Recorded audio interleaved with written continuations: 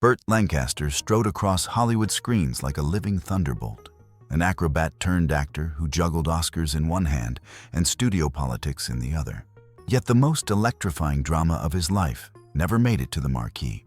Last summer, a European auction catalog quietly offered sealed personal correspondence of confidential nature, letters traced to Lancaster's estate, hinting at relationships that would have detonated careers in the Golden Age.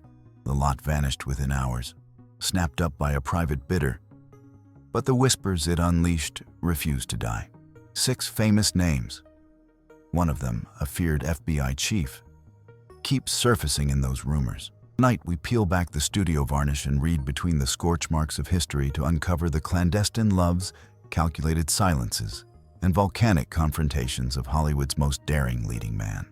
But first, to understand the danger he courted, you need to see how beautifully he learned to balance on a wire. Long before spotlight glare, Burt and Stephen Lancaster flipped through the air beneath a ragged canvas tent on Manhattan's East 106th Street. His family's pennies stretched thin. So 12-year-old Burt joined a boys' club gymnastics team, mastering handstands on trembling beams. By 17, he'd toured with Howard Crandall's acrobatic troupe, laughing off sprains the way other teens shrugged algebra homework. One night, a safety line snapped. Lancaster plummeted, landing hard enough to crack a rib, yet climbed back up the ladder the next evening. That fearless physicality forged the screen persona still imitated by actors who hire stunt doubles to fake it. World War II interrupted the circus. Serving in an army entertainment unit, Lancaster discovered theater, and discovered audiences loved the unfiltered intensity he couldn't switch off. After discharge, he auditioned for Broadway and was spotted by a Hollywood talent scout who saw a gladiator in a borrowed suit. The noir classic The Killers cast him as a doomed boxer, every muscle coiled in mourning. Critics described him as a lion in a 3-piece cage, and he exploded onto magazine covers overnight. That sudden fame built a fortress around his private life.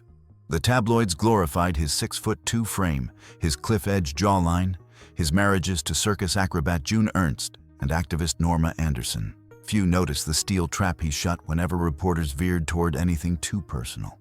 Lancaster had learned, during those breathless, mid-air seconds above a sawdust floor, that survival depends on timing. Reveal nothing, and nobody knows when to strike. But independence on screen soon meant secrecy off screen. Tired of studio bosses shoving him into Formula Westerns, Lancaster teamed up with producer Harold Hecht and writer James Hill in 1951. Their company, Hecht Hill Lancaster, changed Hollywood more than any ruling mogul expected. They made Marty, a plain-spoken romance about a shy butcher, and turned a $350,000 gamble into the first indie to win Best Picture. They followed with Separate Tables, daring to explore trauma and social shame. Owning his projects also meant owning the press cycle. Lancaster used that leverage to campaign for civil rights. In August 1963, the same month he would stand on the Mall for Dr. King's dream, FBI Director J. Edgar Hoover added Lancaster's name to a confidential file tagged Communist Sympathizer. Hoover's memos accused him of promoting subversive integrationist propaganda. Lancaster shrugged publicly, but the dossier would soon become ammunition in a far more intimate drama. Because deep inside Hoover's own marble fortress, fear trumped ideology. Picture a misty Malibu morning, 1949. Cary Grant, sophisticated to the bone, hosts a discreet brunch for a handful of A-listers. Lancaster, freshly crowned box office dynamite, arrives still smelling of salt air after his dawn swim. Grant pours coffee, his manicured fingers brushing Lancaster's wrist with the faintest pressure. For hours they trade quips about bad scripts and worse directors. Everyone laughs. Nobody suspects a current buzzing under the tablecloth. Grant's elegance masked years of tug-of-war with image makers who sold him as the ultimate ladies' man. Lancaster, bold enough to do his own stunts, was equally bold behind locked doors. Over that summer, they escaped to a leased beach cottage near Point Dume. Weekdays they chose rival studio lots, so photographers never caught them together. Weekends they watched fog roll in, sharing fears that one tabloid headline could torch everything. Still, Grant's caution eventually smothered the heat. He refused Lancaster's invitation to a political fundraiser, afraid Hoover's men would take photos, and the romance tapered into guarded friendship. Grant retreated to the fortress of hetero-respectability he'd constructed plank by plank. Lancaster steeled himself and walked away. Leaving the gentleman's guarded world, he stepped straight into pure peril. Early 1952, Washington, D.C. lights glitter over a charity ball for war widows. Lancaster arrives as Hollywood royalty. Hoover prowls the edge of the dance floor, assessing threats like a panther in an expensive suit. They shake hands for photographers. Then, according to a surviving note in Hoover's own scrawl, meet later in a cordoned-off lounge to discuss moral concerns in cinema. The lounge's lights stay dark for almost an hour. What happened there is trapped in rumor. One retired Secret Service agent swears Hoover left with a tie half undone. Another attendee recalls Lancaster's pensive stare the next morning at Union Station. Whether their interaction was romantic, coercive, or purely strategic, the aftermath was chilling. Hoover's FBI stepped up surveillance on Lancaster's activism. Lancaster kept silent. On screen, he roared. In private, he tiptoed, realizing that the nation's most powerful investigator now held a dossier thicker than Gone with the Wind. Back in California, dread gave way to desert freedom. Palm Springs in 1953 was an oasis built precisely for secrets. Winding roads, rented casitas, pool houses shielded by pepper trees. Lancaster checked into the El Mirador under the alias Mr. Nolan. Rock Hudson arrived 2 hours later as Mr. Macklin. To nosy clerks, they acted like strangers. Door closed, they unleashed months of pent-up hunger. Hudson had the torso of a marble statue and the shyness of a choir boy. His studio contract threatened termination for immoral conduct. So he lived on red carpet smiles and blind date stagecraft. Lancaster offered the opposite. Raw honesty, political passion, and a reckless appetite for risk. They drove aimlessly through Joshua Tree at night, singing Hank Williams tunes, headlights carving shadows over jagged rock. Hudson later confessed to a friend that those drives were the only moments I felt seen. Their bond survived 3 years, light years in closeted Hollywood time, until Hudson's handlers arranged a lavender marriage with Secretary Phyllis Gates. Lancaster didn't protest. He merely slipped a congratulatory note under Hudson's dressing room door, folded around a day pass to the zoo they loved. The friendship endured. In September 1985, with Hudson days from death after a brutal battle with AIDS, Lancaster delivered his final plea for funding at an LA gala. Let no one die alone or in shame again. Yet the most volcanic chapter was still to erupt. Add fireworks, gasoline, and 2 egos the size of Griffith Observatory, you get Lancaster plus Brando. They met during a 1957 protest planning session for Native American fishing rights. Brando arrived barefoot, quoting Thoreau. Lancaster wore a crisp linen suit, jaw tight from a studio meeting. Sparks flew. The affair that followed was a storm. Brando teased Lancaster's Boy Scout righteousness, while Lancaster mocked Brando's half-finished sentences. They debated method acting, civil disobedience, even the taste of tequila.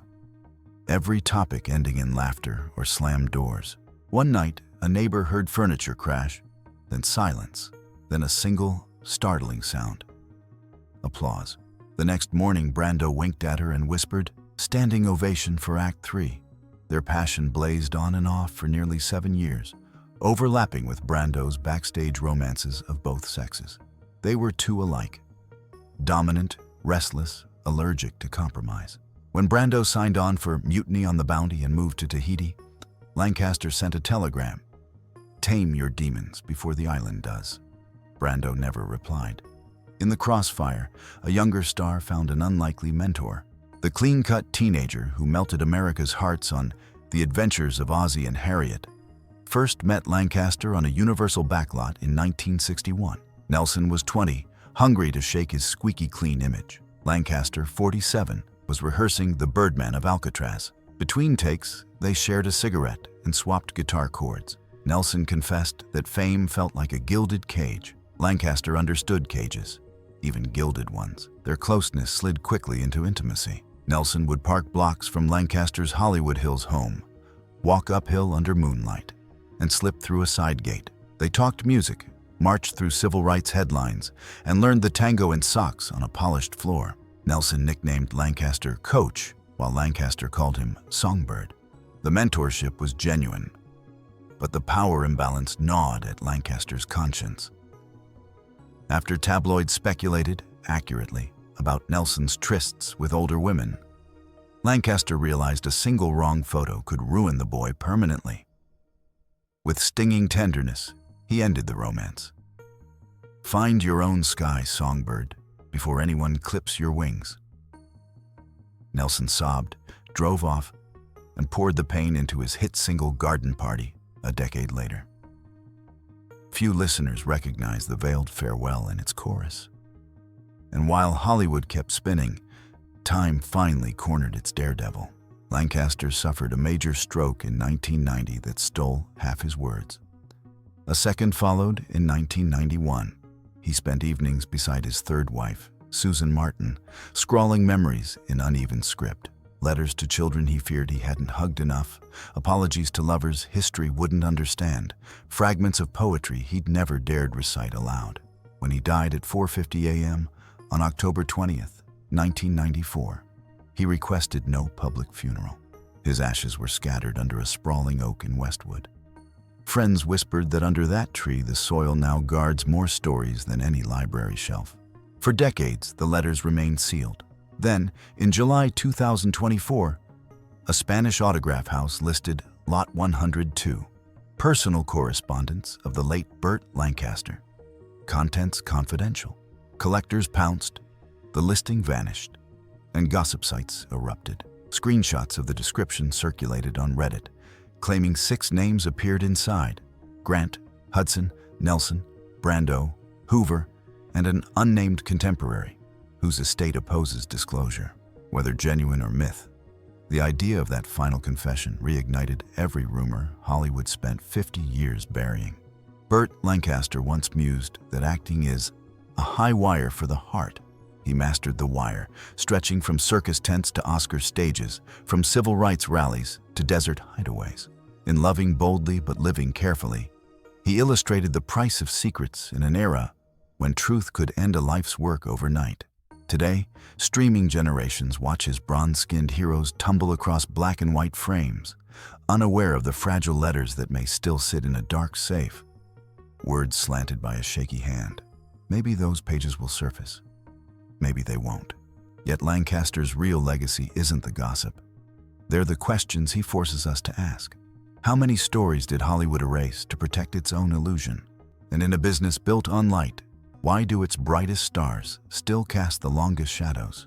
If you felt that flicker of truth behind the legend, stick around, because the next tale of hidden Hollywood is even more explosive, and you won't want to miss how deep the rabbit hole goes.